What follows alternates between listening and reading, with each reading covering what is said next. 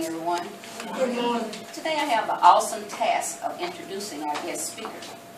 Mr. Bradford Turner has been teaching for the past 10 years. He is a graduate of Wayne County High School and Alcorn State University. He is currently working on his principal certification. Mr. Turner does more than just teach here at Canton Educational Services Center. Wherever he's needed, that's where you will find Mr. Turner. He is also an accomplished author. So far, he has written 7 books, and I'm sure he's probably thinking about the next one. Ladies and gentlemen, without further ado, I introduce to you our guest speaker for today, Mr. Bradford Turner.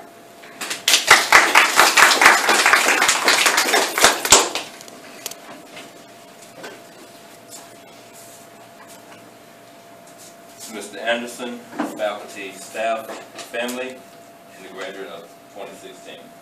Good morning. Good morning. I was asked to deliver words of encouragement, and it's a great honor to be able to share with you for this ceremony. Now you have come to the hour of achievement in one segment of your life. You've worked hard, hung in there in hard times, have accomplished, and are about to graduate. And to you, I say congratulations.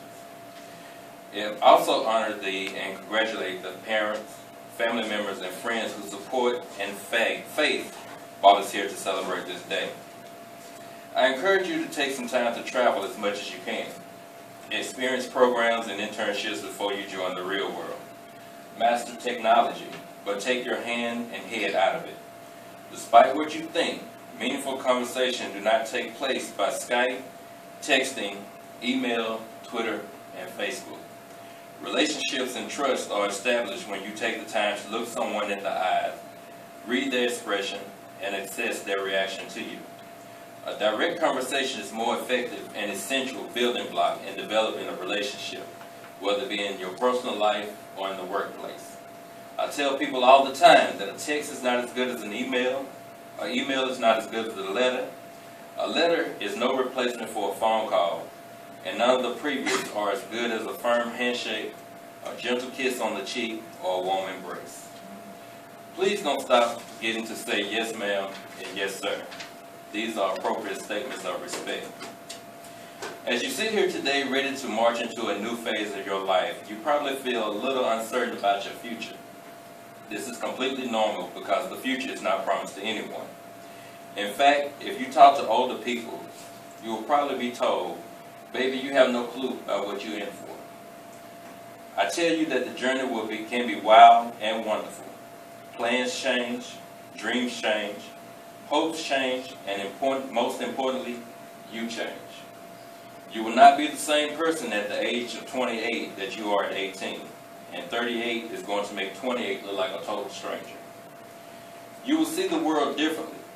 You will value different things, and your passions may change hundreds of times before you leave this life in this realm. All the rest of your life is window dressing. Be a good example in life. Dr. Seuss said, be who you are and say what you feel, because those who mind don't matter, and those who matter don't mind. The best way to have a successful life is to keep your eyes open. Don't give up. Keep at it until you have found something that you enjoy doing. There will be bumps in the road and a few scars. Scars are badges of effort, and it takes effort to survive. When you realize your dreams and accomplish your goals, you will have some scars along the way. Wear them with pride, for they show that you made the effort. 1 Timothy chapter 4, verse 12 says, do not let anyone look down on you because you are young, but set an example for the believers in speech, in conduct, in love, in spirit, in faith, and in purity. There was a well-known Jewish parable, legend of a tricky fella who was intent on embarrassing King Solomon. He came before the king and the court with both hands behind his back. He announced that in his hand was a small bird, and he asked the king, is the bird alive or is it dead? If the king said dead, he would show the living bird.